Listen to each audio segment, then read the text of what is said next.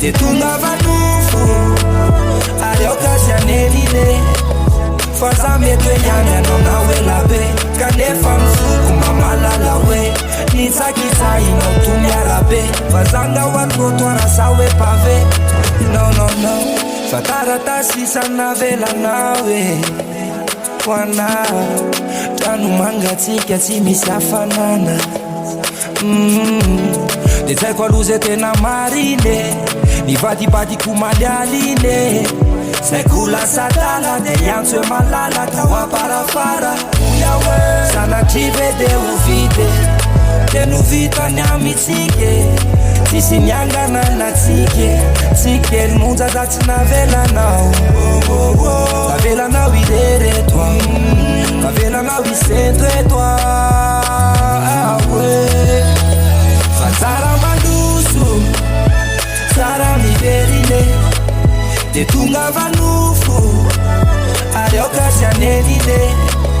fa za mety hoe ihany anao na hoe labe kanefa ny foko mamalala hoe nitsakitsahinao to miarabe fa zanga ho atrotoara sa hoe pave fa tsara mandoso tsara miverine de tonga vanofo ary okazianelile fa za mety hoe ihany anao na hoe labe kanefa ny foko mamalala hoe nitsakitsahinao to miarabe fa zanga ho atrotoara sa hoe pave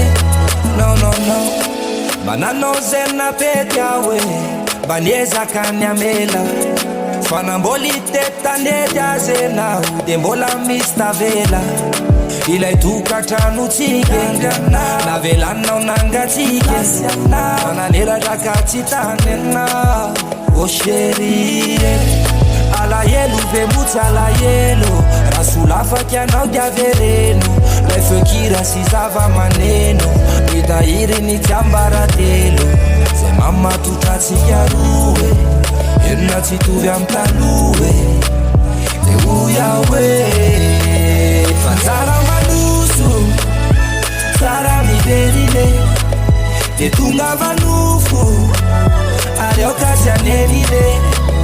fa za mety hoe ihany anao na hoe labe kanefa ny foko mamalala hoe nitsakitsahinao to miarabe fa zanga ho atrotoara sa hoe pave fa tsara mandoso tsara miverine de tonga vanofo ary okazianelile fa za mety hoe ihany anao na hoe labe kanefa ny foko mamalala hoe nitsakitsahinao to miarabe fa zanga ho atrotoara sa hoe pave